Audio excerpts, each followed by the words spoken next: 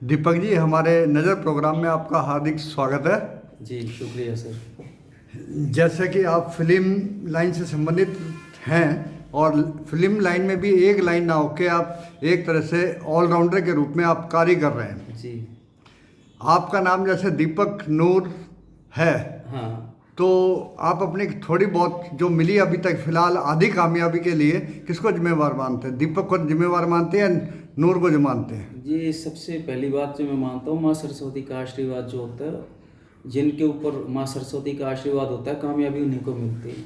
और जितना मुझे मिला है वो बहुत अच्छा है, क्योंकि मुझे इतना कॉन्फिडेंस है खुद पे कि जो भगवान ने, जो माँ सरस्वती ने जो मुझे टैलेंट दिया है, वो मुझे बहुत आगे तक लेके जाएगा। आपकी और मेरी मुलाकात लगभग आज से 12 साल पहले हुई थी। जी। उस वक्त एक तरह से आपका स्ट्रगल पीरियड चल रहा था। उस वक्त क्या आपने सोचा था कि मैं जब इस वक्त संघर्ष कर रहा हूँ उसके बाद मुझे कामयाबी के रास्ते आगे नज़र आते जाएंगे? बिल्कुल सोचा था, क्योंकि तो मैंने कोई भी काम आज तक बिना प्लान के नहीं किया।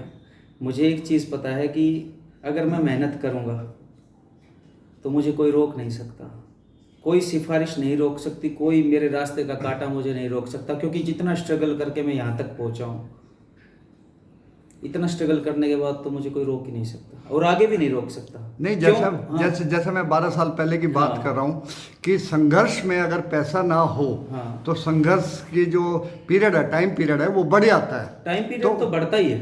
तो उस वक्त आपने अपने आप को कैसे मैनेज करा कि देखो, भाई मेरे पास पैसा नहीं है और मेरी जो इच्छाएं हैं वो बॉम्बे तक जाने की हैं, तो मैं उसको कैसे पूरा करूं? देखो इसके लिए क्या है कि सबसे पहले तो मैंने 2-2.5 साल लोगों के लिए फ्री में भी काम किया, और हरियाणा में फिर जैसे 2-2.5 साल काम करने के बाद फिर उसके बाद में इंडिपेंडेंट प्रोजेक्ट भी मुझे मिले, और फिर धीरे धीरे मेरा विश्वास जब इंडिपेंडेंट प्रोजेक्ट करने लगा तो और ज़्यादा बढ़ा। लेकिन फिर मेरी लाइफ में एक ऐसे शख्स ने एंट्री की जिन्होंने मेरी लाइफ को मतलब एक अच्छे मुकाम तक पहुंचाया, और जो बोलते हैं जिसको गॉड फादर, वो बने मेरे लिए। और उन्होंने एक ही चीज़ कही कि मैं कहीं भी सिफारिश नहीं करूँगा, तेरे अंदर टैलेंट है, उस टैलेंट को दिखा, मैं सिर्फ गाइडेंस करूँगा। और मैंने एक ही चीज़ कही थी कि मुझे सिफारिश नहीं चाहिए, मुझे सिर्फ गाइडेंस ही चाहिए। आप जो तो गॉडफादर की बात कर रहे हैं, तो क्या हमारे दर्शकों को बताना चाहेंगे कि आपके गॉडफादर कौन हैं? मेरे गॉड फादर हैं रणदीप हुड्डा। रणदीप हुड्डा, जो रणदीप हुड्डा, जो हरियाणा के कलाकार। जो हरियाणा के क्या, अब तो पूरे इंडिया में फेमस है रणदीप हुड्डा जी। वो मेरी लाइफ में आए। मुझे अभी भी याद है कि मैं हर सप्ताह उनको रात को कभी 10 बजे फ़ोन कर दिया करता कि भाई साहब मैं तो बहुत अच्छा राइटर हूँ, मैं तो बहुत नॉर्मल फैमिली से हूँ। तो एक दिन उन्होंने मुझसे कहा कि तुझे काम चाहिए या तू भीख मांग रहा है? तो मैंने कहा भीख नहीं चाहिए, मुझे काम चाहिए। तो बोलता तुझे काम चाहिए तो फिर तू एक काम कर, आज से ठीक 1 महीने बाद मैं तेरे को 2 बजे का टाइम दे रहा हूँ, 2 बजे मेरे घर मिलना मुझे, और इससे पहले मुझे कोई कॉल मत करना। और मैं ठीक 1 महीने बाद करेक्ट 1:45 जाके उनको फ़ोन मार दिया, और उन्होंने फर्स्ट एक ही चीज़ कही थी कि कहाँ हो दीपक? तो मैंने कहा कि मैं आपके घर के नीचे हूँ। उन्होंने कहा ऊपर चल के बैठो, मैं जिम में हूँ, 10 मिनट में पहुँच रहा हूँ। और 2 बजे आके वो करेक्ट मेरे पास बैठ गए थे, और 4 घंटे जब वो मेरे पास बैठे और उन्होंने एक एक चीज़ को मुझे बताया, उसके बाद तो हमारी कम से कम 50 मुलाकातें हुई। लेकिन जब भी मैं उनसे मिला तो उन्होंने मुझे प्रेरित ही किया, वो आगे बढ़ने के लिए संदेश, मतलब एक रास्ता ही दिखाया उन्होंने मुझे। क्योंकि मैं कई चीज़ों का टैलेंट माँ सरस्वती ने मुझे दिया था। मैं लिख भी सकता हूँ, script writing, songs writing, acting भी, डायरेक्शन भी, एडिट भी मैंने सीख लिया था। लेकिन उन्होंने एक ही चीज़ कही कि हाँ मुंबई में तुम आए हो तो हर चीज़ की तरफ मत दौड़ो, सिर्फ एक चीज़ की तरफ दौड़ो। और फिर मैंने अपना मकसद बनाया कि सिर्फ मैं गाने ही लिखूँगा मुंबई में, और फिर मैंने वही किया। और आज बॉम्बे में मेरे कम से कम 15-20 गाने रिलीज़ हैं, और ये सब सिर्फ जो है ये रणदीप हुड्डा जी की वजह से हुआ है, क्योंकि उन्होंने मुझे बहुत गाइड किया है, और मैं उनका आज भी मतलब शुक्रिया करता हूँ इस बात के लिए। 2009 की जब हम बात करते हैं तो उस वक्त क्या था कि आप लगभग इस फील्ड में एंट्री हुई थी आपकी? 2009 नहीं, 2006 में एंट्री की। 2006 में मेरे से मुलाकात हुई थी, वो 2009 में हुई थी जी। तो उस वक्त कोई भी चीज़ जो फिल्म प्रोजेक्ट है तो उस या एल्बम प्रोजेक्ट है तो उसके लिए अलग अलग फील्ड के कलाकारों की ज़रूरत पड़ती है, कैमरामैन की भी ज़रूरत पड़ती है। वो हमेशा पढ़ती रहेगी, आज भी पढ़ती है। तो आपकी क्या ये मजबूरी रहेगी कि मैं सारी चीज़ों को खुद हैंडल कर लूँ, डायरेक्टर नहीं भी मैं नहीं रहूँ? नहीं, ऐसा कुछ नहीं, मजबूरी नहीं रही। मैं देखो, एक राइटर अगर अपने प्रोजेक्ट को डायरेक्ट करता है तो उसे आई थिंक किसी को समझाने की ज़रूरत नहीं पड़ती कि आप इसको इस तरीके से करो, मेरा ये फील है, क्योंकि मुझे पता है ना, मैंने लिखा उस चीज़ को, मैंने उस बच्चे को पैदा किया ना, मुझे पता है ना वो कैसे पालना है, वही सारी चीज़ है बस। कुछ कुछ ऐसी एल्बम्स जब आपकी रिकॉर्डिंग हुई थी तो उस वक्त ऐसी सिचुएशन आई थी कि जैसे आपने कैमरा पकड़ रखा है हाथ में और साथ में हीरोइन जो एल्बम की जो एक्ट्रेस है उसको डायरेक्शन भी दे रहे हैं और फिर बगल में जाके आप खुद उसके साथ एक्टिंग भी कर रहे हैं। सर ये छोटे, लेकिन कैसे मैनेज हो जाती है, ये भी एक अलग है कि मेंटलिटी इसके लिए प्रिपेयर होनी पड़ती है। मेन चीज़ क्या होता है, कई जगह ऐसा होता है कि हमारे माइंड में कोई शॉट होता है कि मुझे इस तरीके से कोई शॉट लेना है और कैमरामैन को पता है वो नहीं ले पा रहा है, तो उस समय हमें सिर्फ एक फ्रेमिंग बतानी पड़ती है, बाकी काम तो कैमरामैन ही करते हैं सारा। तो जो बॉम्बे का रास्ता दिखाया था वो क्या नाम है, रणबीर हुड्डा जी ने। तो यहाँ से जाने के बाद एक आप छोटे से गांव से निकले हुए हैं, कोसली के पास सालावाद से निकले हुए हैं। जी हाँ, और सालावाद फिर से मैं। वहाँ के माहौल में ढलने में आपको कैसे लगा? वहाँ क्या? मुझे बहुत अच्छा लगा। बस ये है कि यहाँ जिस समय मैं वर्क कर रहा था तो यहाँ मैं 25 प्रोजेक्ट कर चुका था, और जब मैं वहाँ गया तो मुझे पता चला कि हरियाणा में किए गए 25 प्रोजेक्ट वहाँ जीरो हैं। मुझे जीरो से शुरू करना पड़ा फिर से।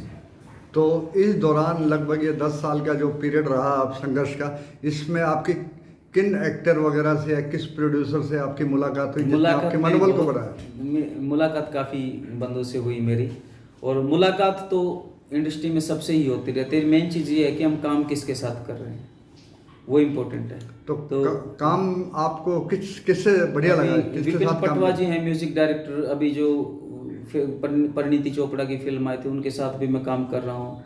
म्यूजिक डायरेक्टर राजेश शर्मा, उनके साथ भी मैंने काम किया। मेरा गाना आया था अभी मुंबई में, होने दे इश्क शुरू।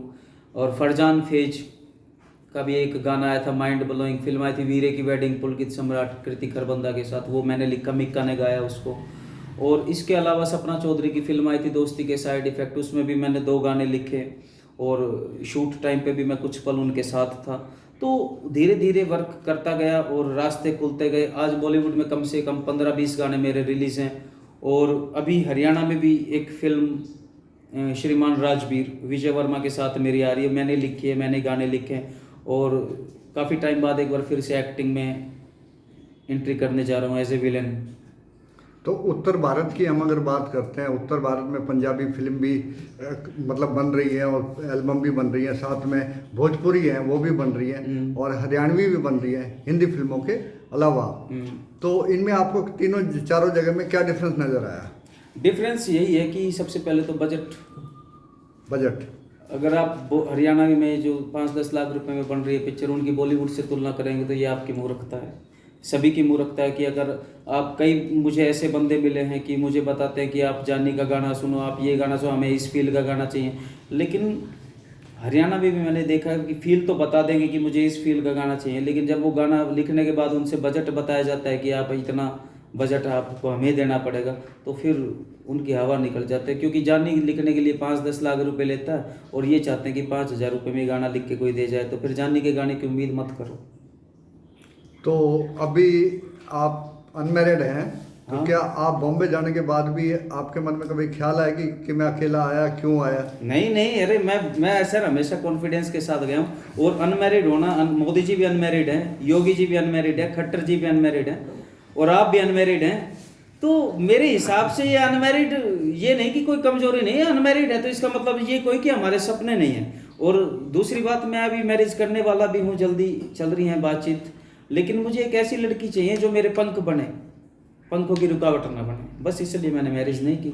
जिस दिन मेरे पंख मुझे मिल जाएंगे मैं उड़ जाऊंगा, और नहीं तो फिर तब तक अपने में एंजॉय लाइफ। तो अभी आने वाले जो प्रोजेक्ट्स हैं उसके बारे में आप बताएंगे क्या? आने वाले प्रोजेक्ट, सबसे पहले मैं एक चीज़ आपके माध्यम से बताना चाहूँगा कि मैं एक सब्जेक्ट है नेशनल, उसके ऊपर मैं वर्क करना चाह रहा हूँ और सोच रहा हूँ। क्योंकि एक मैसेज मैं आपके जरिए देना चाहूँगा कि एक caking and canoeing water sport एक ऐसा गेम है, ऐसी लड़कियां जो लड़कों के साथ बराबर मेहनत कर रही हैं और वे गुमनाम हैं। जैसे चक दे इंडिया हॉकी पे बना दी गई, फुटबॉल पे बना दी गई, गोल्ड बना दी गई, ये बना दी गई। लेकिन मेरी सोच ये है कि caking and canoeing water sport के अंदर मैं लड़कियों की स्ट्रेंथ को दिखाऊं कि कितनी लड़कियां अपने घर से इंडिया के लिए गोल्ड लाने के लिए निकली हुई हैं, जो लड़कों के साथ बराबर कंधे से कंधा मिलाकर हेल्प कर रही हैं, मतलब जी तोड़ प्रयास कर रही हैं। एक एक मिनट में 81 पुशअप्स, एक एक मिनट में 37 चिनअप वो मारती हैं, और 8.12 सेकंड के अंदर 2.5 किलोमीटर की रनिंग लड़कियां कर रही है। लड़के भी पीछे हट जाते हैं, और उन सब के हौसले को देखकर मैं काफ़ी प्रभावित हुआ। एक ऐसा कोच जिनको श्रीलंकन सरकार ने 2.5 लाख रुपए ऑफर किए कि आप पर मंथ यहीं लो, और वो सिर्फ एक भारतीय होने के नाते उस सब पैसों को ठुकरा के और एक छोटे से गांव में आकर लड़कियों को ट्रेंड कर रहे हैं ताकि मेरा भारत आगे बढ़ सके, हरियाणा आगे बढ़ सके, वहाँ की लड़कियाँ आगे बढ़ सके। तो उस टॉपिक के ऊपर मैं फिल्म बनाने जा रहा हूँ, और बस उसमें मुझे सभी का सपोर्ट चाहिए। बल्कि मैं तो यही एक और मैं मैसेज देना चाहूँगा कि जो आपके आसपास लड़कियां हैं, उन लड़कियों के सपनों को मरने मत दीजिए, उनके सपनों को आप भी पंख दीजिए ताकि लड़कियां उड़ सके आकाश में बिल्कुल पंख खोल के। तो बस यही है मेरा सपना, क्योंकि ऐसी ऐसी लड़कियों से मैं मिला, उनसे इंस्पायर हुआ, जो 4 इंटरनेशनल मेडल, 23 इंडिया के लिए मेडल, और कम से कम 25 नेशनल मेडल जीत चुके हैं, लेकिन आज उनको जानता कोई नहीं। तो मैंने एक वीडियो भी बनाया दीपक नूर ऑफिशियल यूट्यूब चैनल पे उन लड़कियों से, ताकि उस गेम को समझें। 26 पॉइंट कुछ मिनट का है, वो भी देखिएगा आप। और इस जो एक पहल की है मैंने, इसमें मेरे साथ है ये। पहले बात चल रही थी कि हरियाणा में फिल्म इंडस्ट्रीज होनी चाहिए, तो उस चक्कर में उसके विषय को लेकर यहाँ पे कौशिक जी भी आए थे, जो डायरेक्टर रहे हिंदी फिल्मों के काफ़ी। तो उन्होंने भी प्रयास किया था कि भी मानेसर के कुछ ज़मीन में फिल्म इंडस्ट्री जी, मैं इस बात को मैं बीच में ही काटता हूँ। कौशिक जी की बात पे मैं आता हूँ। कौशिक जी, जब एक अच्छा समय आता है, कोई आता है कि हरियाणा का नाम बताना है या नहीं, कोई प्रॉफिट का मामला आता है ना, जब कौशिक जी अपने आप को बताते हैं कि मैं हरियाणा से हूँ, लेकिन जब किसी को सपोर्ट करने की बात आती है कि हरियाणा से कोई बंदा और उसको सपोर्ट करना है, तो वो पीछे हट जाते हैं। तो मैं एक ही चीज़ कहना चाहूँगा कि कौशिक जी जैसे जो डायरेक्टर हैं, वो अपने आप को हरियाणवी बोलने से शर्माते हैं। वो शर्माते हैं कि हमने हरियाणा से निकले हैं, यहाँ से संघर्ष किया, दिल्ली का बताते हैं अपने आप को, लेकिन जब यहीं पे सब्सिडी मिलती होती है, भीख मिलती होती है, तो उसके लिए वो आ जाते हैं। ये चीज़ बदलाव होना चाहिए। अब जैसे कि कुछ सामाजिक विषय हैं जिन पे अगर फिल्म बनाई जाए तो उसको हरियाणा सरकार मतलब उसमें सब्सिडी भी देती है, और लगभग उसको सब्सिडी में सिफारिश ना हो, सिर्फ प्रोजेक्ट को देख के, टैलेंट को देख के सब्सिडी दी जाए, चेहरे देख के तिलक ना किए जाए।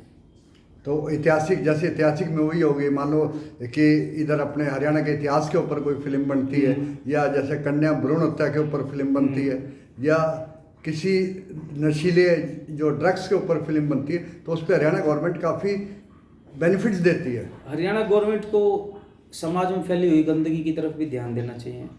आज हरियाणा के अंदर बदमाशी, गुंडागर्दी के ऊपर गाने बनाए जा रहे हैं, इनको क्यों नहीं रोकते? बच्चे आज हथियार लेके फिर रहे हैं, किसी को भी गोली मार रहे हैं, ये क्या है? इसको क्यों नहीं रोकते? क्यों ये बदमाशी के गाने बंद नहीं किए जा रहे? आप हरियाणा सरकार से खुद अपने चैनल के माध्यम से सवाल कीजिए।